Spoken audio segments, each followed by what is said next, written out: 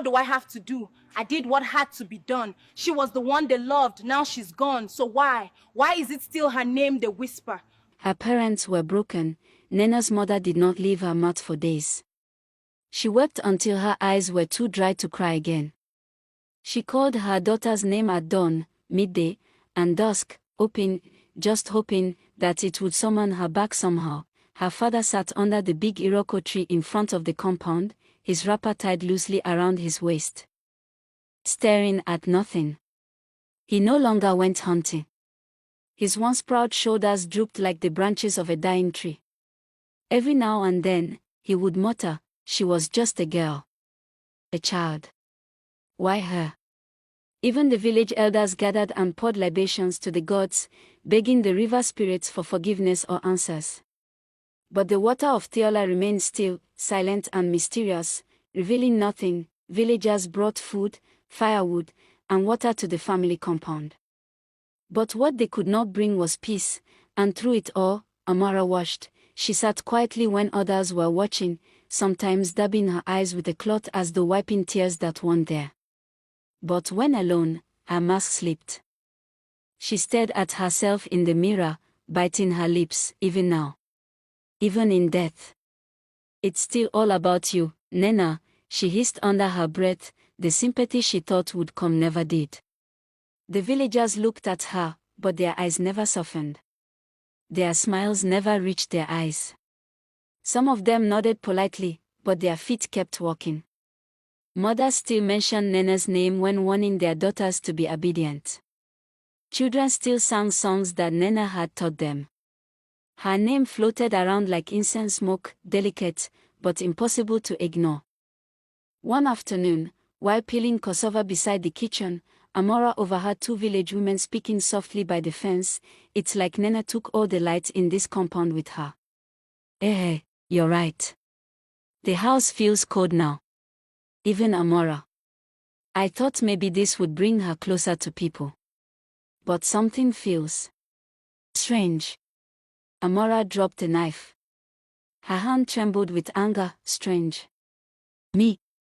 They think I'm strange. She stormed inside and slammed the door shut. She tore off her wrapper and threw it across the room. Her eyes were wild. She paced like a lioness in a cage. What do I have to do? I did what had to be done. She was the one they loved, now she's gone. So why is it still her name they whisper? She stood in front of the mirror and stared into her own face. "They will forget you," she said out loud to no one. "They will. They must."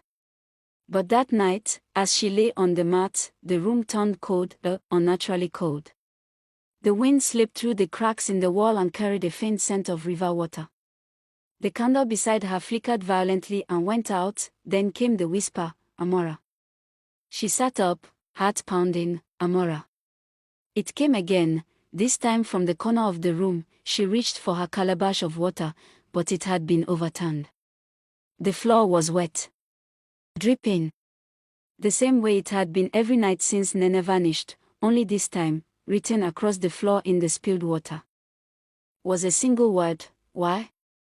She gasped, falling back, her hand over her mouth. Outside, the wind picked up. Somewhere in the distance, she heard the soft giggle of a girl, a sound so familiar, it froze her blood, Nena's giggle, and in that moment, Amora realized something terrifying. Nena may be gone, but she had not left. What the villagers, her grieving parents, and even the wicked Amora didn't know was that Nena was still alive. On that cursed morning, when Amora's jealous hands shoved her into the forbidden river Theola, Nena thought it was the end. The cold current gripped her like the arms of 1,000 spirits, dragging her under, tossing her like a leaf in a storm. Her limbs flailed, her mouth filled with water, and darkness crept in, but fate was not ready to let her go. Far down the river, where the waters grew calmer and the forest thinned, a fisherman named Dyke stood waist deep in the stream. He was from Yumuk, a small village beyond the hills that bordered Obolkiri. Dyke was a quiet man, known for rising before the sun and speaking more to the river than to people. That morning, as he cast his net, he felt something strange, heavy, struggling, not like fish. Alarmed, he pulled hard. Entangled in his net, coughing and unconscious, was a girl, her clothes torn, her skin pale, and her eyes fluttering like a dying candle. Dyke dropped his basket and rushed her to his bamboo hut at the edge of the water. For days, she lay on his mat, drifting in and out of consciousness, feverish and bruised.